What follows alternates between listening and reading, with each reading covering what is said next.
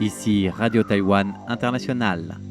C'est François-Xavier Boulet pour vous présenter l'émission Taïwan en ébullition.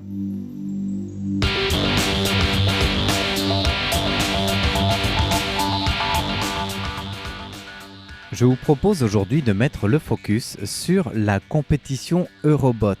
Vous savez, c'est la compétition de robotique en majuscule à ne pas manquer qui se déroule actuellement à La Roche-sur-Yon en France. Avec diverses catégories et éditions, junior donc pour les moins de 16 ans, senior donc les 18-30 ans jusqu'aux chevronnés voire les légendes.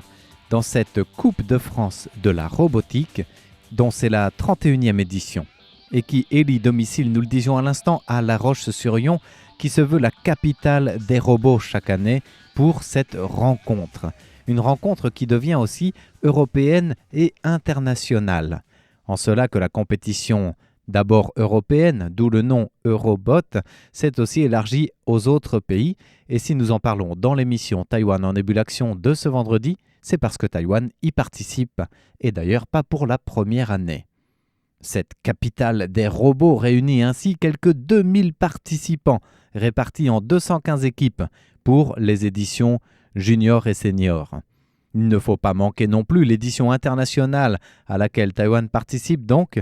Une vingtaine de pays sont en lice pour 150 équipes prêtes à conquérir Mars. Oui, vous avez bien entendu. Pourquoi Mars ? Eh bien, pourquoi la planète rouge ? Tout simplement parce que c'est le thème de cette année retenu par les organisateurs Planète Science et Orion. En effet, les équipes participantes doivent concevoir par elles-mêmes un robot fermier, un robot astronaute aussi, qui doit aller cultiver sur la planète Mars. Voilà pour le thème de cette année 2024. Et toutes les équipes participantes sont réunies depuis mercredi 8 mai jusqu'à demain, samedi 11, où il y aura justement la finale internationale. L'occasion de 4 jours de rencontres en robotique, en conception, en innovation, en partage d'expériences et de connaissances, mais aussi de stratégie. Et il nous faut ici souligner d'emblée que l'approche des organisateurs, Planète Science et Orion, ne veut pas faire de cette compétition justement une seule compétition avec des professionnels. Non, elle se veut non pas un modèle idéal, mais au contraire une rencontre conviviale, ouverte à tous et surtout aux amateurs. Telle est la philosophie d'Eurobot. Donner sa place à tous pour une compétition, oui, mais une compétition ludique. Devrions-nous donc alors parler de rencontre internationale plutôt que de compétition au sens acharné du terme ? Et ces rencontres apportent en effet autant, voire plus, en termes de richesse, d'interaction, de partage d'expérience, que par le seul Graal d'un prix. Elle se veut éducative pour les jeunes, depuis les juniors jusqu'en milieu universitaire donc. Et c'est ainsi que les équipes d'au moins 2 jeunes participants, encadrés par un adulte, professeur, conseiller, peuvent alors entrer en lice. Qu'il s'agisse des personnes qui se sont connues dans un club de robotique, par le biais de classes d'enseignement aussi, donc par l'école, ou encore tout simplement des groupes d'amis. Et côté taïwanais, la participation de cette année est une nouvelle fois celle de la faculté de robotique de l'université Tsinghua. Mais cette année, il y a un petit peu de changement en cela que l'université taïwanaise propose non pas une équipe participante comme les éditions précédentes, mais 2 équipes avec 2 stratégies et 2 robots totalement différents. Et avant de détailler ces robots et cette approche taïwanaise, il nous faut mieux comprendre le concept et le défi de cette année. Cultiver Mars. Alors imaginez le tableau. Des myriades de petits robots, de rovers plus ou moins performants, plus ou moins imposants, même si toute la réglementation est stricte quant à la taille, quant au matériel utilisé. Mais cette myriade de petits robots, imaginez-la à l'assaut de la planète Mars, du haut de leurs équipements automatiques, de leurs bras articulés, de leurs pinces et autres outils, de leurs roues, etc. Sur le site de l'événement, la diversité des missions demandées à ces robots énumère un travail de rempotage de plantes martiennes, les planter, les cultiver, gérer un système d'énergie solaire pour des serres autonomes, orienter donc les panneaux solaires pour ne pas perdre d'énergie par exemple, estimer aussi le rendement de la récolte, assurer la pollinisation des plantes, mettre les plantes en culture et recharger les batteries à la fin de la partie ou de la journée, anticiper le futur rendement de la récolte. C'est bref une approche très professionnelle de l'aspect agricole, mais vue sur Mars avec comme fermier un robot. Les équipages en lice ne peuvent en effet pas intervenir directement.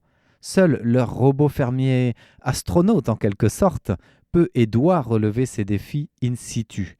Les équipages commandent à distance, un peu comme au centre de décollage d'une fusée vers la Lune, pourquoi pas, ou vers Mars en l'occurrence. Eh bien, ils commandent à distance pour proposer une agriculture futuriste sur l'environnement de Mars, cette planète qui est connue en effet pour voir les robots et autres modules autonomes précéder l'homme dans sa conquête spatiale. Bon, pour la compétition, impossible d'envoyer ces robots directement sur Mars. Alors, c'est à La Roche-sur-Yon, au parc des expositions, que l'aire de jeu est prévue.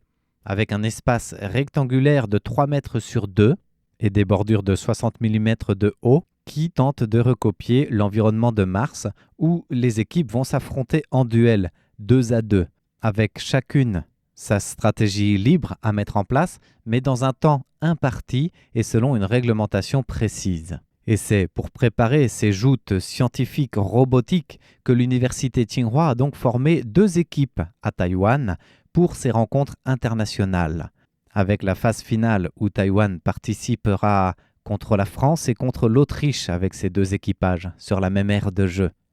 Les 2 groupes de robots conçus par Taïwan pour concourir sont d'une part l'équipage robotique DIT, une équipe de robots à transmission différentielle.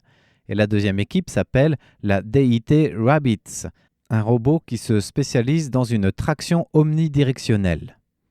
L'université Tsinghua indique que les étudiants qui ont formé ces 2 équipes se préparent depuis 8 mois maintenant pour cet événement planétaire et ils sont partis de rien.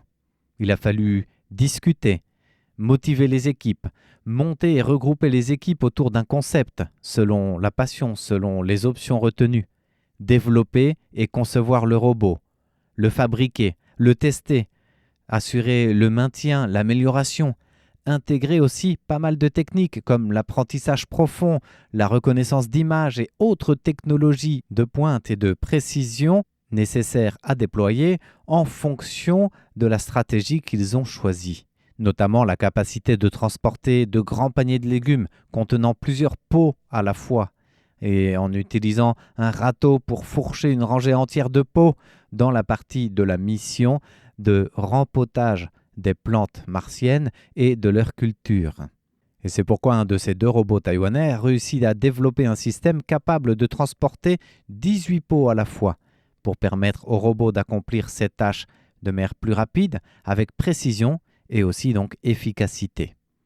Le capitaine de l'équipe DIT Robotics, Chiang Chen-yu, a d'ailleurs souligné que les 2 robots conçus sont très différents en termes de technologie et de stratégie choisies, mais ça permet aussi dans ce temps de préparation de simuler constamment des situations de jeu, de combat, pour voir, pour comparer, pour améliorer aussi l'adaptabilité sur place des robots et aussi déjà les tester en conditions de compétition en fait.